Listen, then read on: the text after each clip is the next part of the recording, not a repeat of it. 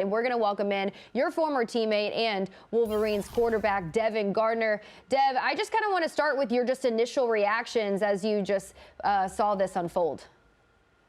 I'm not surprised at all. My whole thing with Jim Harbaugh leaving was contingent on what J.J. McCarthy was going to do, right? Looks at him as a son, loves him like a son. He done so much for this program, and everybody knows once Jim Harbaugh gets a quarterback, his teams are going to be really good. He got that, and they won a national championship. And so when J.J. McCarthy decided that he was going to go on to the NFL, his dad kind of shared that with me. I knew right away that this will probably be Jim Harbaugh's last season. And Deb, we were at the championship celebration there in Ann Arbor just a few weeks ago, and Jim gave his speech, and it was almost like he went off script towards the end, and it kind of gave some sort of indication that, hey, maybe he is going to take a step back and he is going to leave Ann Arbor, but that was all speculation at that point. But now let's look ahead for what this means for Michigan and this program. What sort of hole did this leave, Dev? Well, he's one of the greatest coaches that college football has ever seen.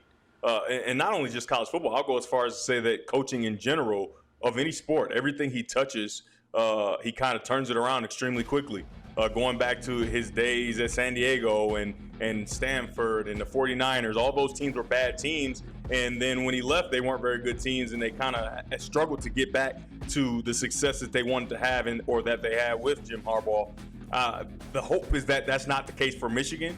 But it does leave a big hole, and they're going to have to try to fill it. And it could be filled with guys that are in-house. It could be filled with guys outside of Michigan. I'm just telling you, Jim Harbaugh laid a framework. He left the program in a much better place than he found it, and that's what you try to do as a coach. And so any coach would be salivating to get the opportunity to coach this roster, this team, and kind of build on what Jim Harbaugh was able to do already. Dev, I think a lot has been surprising, I guess, to follow, the timeline of this, specifically today with the news breaking about what Michigan was offering Jim Harbaugh, which is seemingly everything he desired.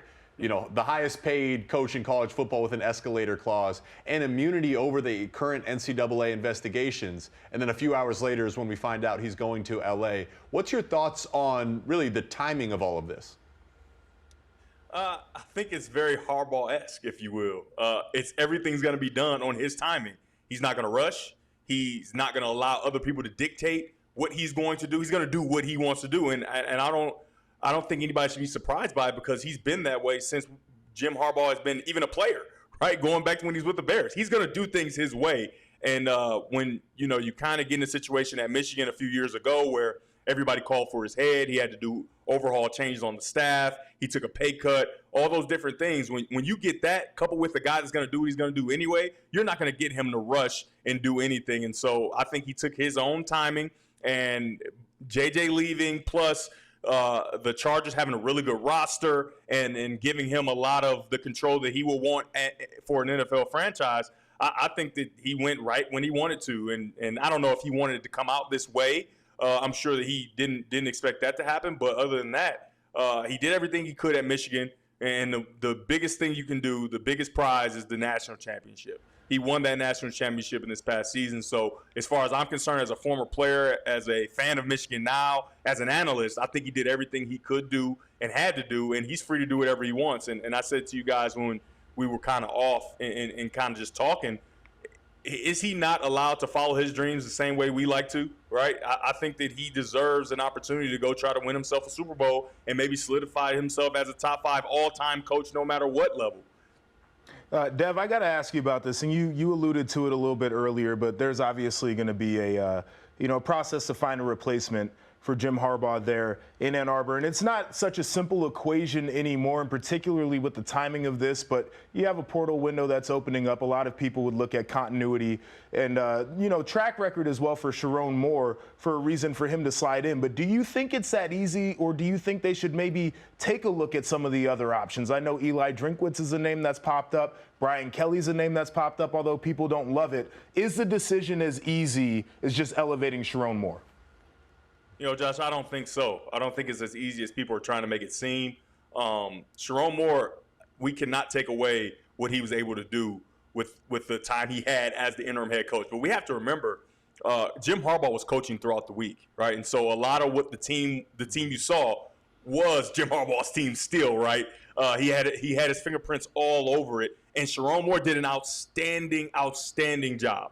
But when you look at their national championship and the run that they were on, you have to look and see, well, what was the reason for that run? And I think a big part of that reason is Jesse Minter. He was outstanding, and so I'm not saying that he's an easy choice either, right? I think that it just has to be a conversation. It can't be we're just going to give it to Sharon Moore because he did so well as the interim head coach when Jim Harbaugh was coaching throughout the week, right? And so it doesn't minimize what Sharon Moore was able to do because it was amazing, and we've never seen it done, and we probably won't ever see it again. No, I guarantee we won't ever see it again. But you can't give him the job just because of that, because when you look at this Michigan football team, they have something that's proprietary to them and the Baltimore Ravens, right? They have this defense that everybody is trying to take. Mm-hmm. They're trying to figure out, how are you doing this? How are you getting these pieces in place?